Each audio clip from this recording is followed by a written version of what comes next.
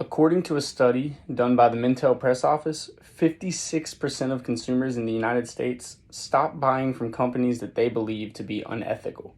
That being said, 35% of consumers stop buying from unethical companies even if there is no substitute for them to purchase a product from. To put it in perspective, if a company had 1 million consumers a year and was thought to be unethical, then roughly 560,000 of those consumers would stop doing business with them. 350,000 of the consumers would stop doing business even if there was no substitute company for them to purchase a product from. The process of choosing and evaluating among possibilities with a manner that is consistent with ethical principles such as respect, honesty, accountability, otherwise known as business ethics, are an extremely important factor when it comes to the success of small and large businesses alike.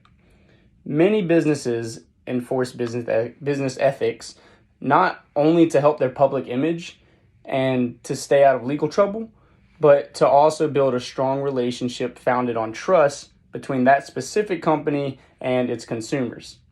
Take clothing retailer H&M, for example. While the fashion industry is often ridiculed for their sustainable and ethical sourcing, H&M not only sets an example in the fashion industry, but has great success by practicing proper ethics, such as being committed to supply chain transparency. In fact, 98.5% of their suppliers' addresses and names are posted on their websites as well as updated quarterly. The reason behind this is so that any of their consumers can identify whether or not their suppliers are also living up to the values that H&M sets. By providing this information to the public, H&M is able to build rapport and trust within its consumers and thus creates a strong relationship and means for their consumers to keep coming back. Not practicing good ethics, however, can result in an outcome that's not desirable by that business. For instance, I manage a sales team in which we go door to door and attempt to sell our product. One employee, whose name I will not mention, got rejected by one potential customer who said that his name was John. No worries though, when that happens, we just forget about it and go to the next door. However, when the person at the next house opened the door, his name was Lamar. This particular employee lied and said that John uses our business. Due to the bandwagon effect, Lamar almost immediately wanted our business and the sale was made. However, later that night, the employee received a call from a very upset Lamar who mentioned that he spoke with Jeff and learned that Jeff did not, in fact, have our business and wanted a full refund. Along with the refund, he contacted his neighbors who did have our business and told them the situation. Within the next day, 5 people in that neighborhood switched from our company to a different one because they felt as though they could not trust us because of one unethical decision made by an employee. There's many ways to determine what a company's ethics might be. The most common factor that is considered when determining this is how the specific company treats their employees, followed by where and how that company's products are manufactured. In today's era, the public increasingly views companies with less trust. This is because many surveys show that employees don't often trust their leaders within their own businesses and are skeptic about them as the public views businesses as operating against the public's best interests.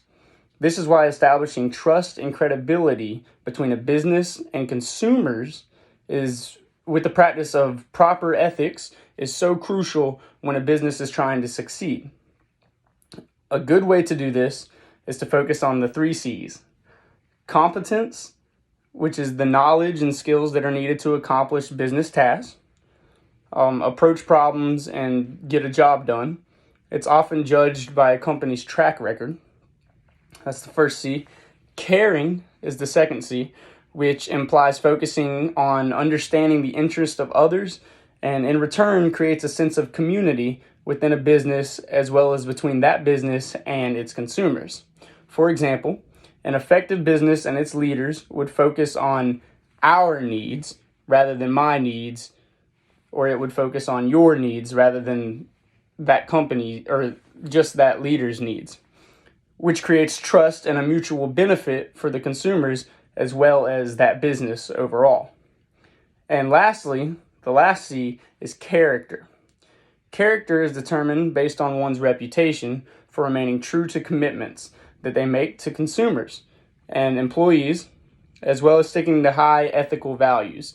By focusing on these three C's, a business and its leaders would be able to say that they are ethical in their practices and would then see the success that they desire to create. Although the public views many companies as untrustworthy, that does not mean that it is impossible to create a sense of trust with the consumers. All one has to do is be ethical in their decision making rather than practicing unethical methods to cheat their way to the top.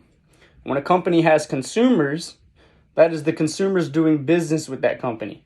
Companies have to earn that business as well as maintain it with trust, honesty, and many other examples of business ethics.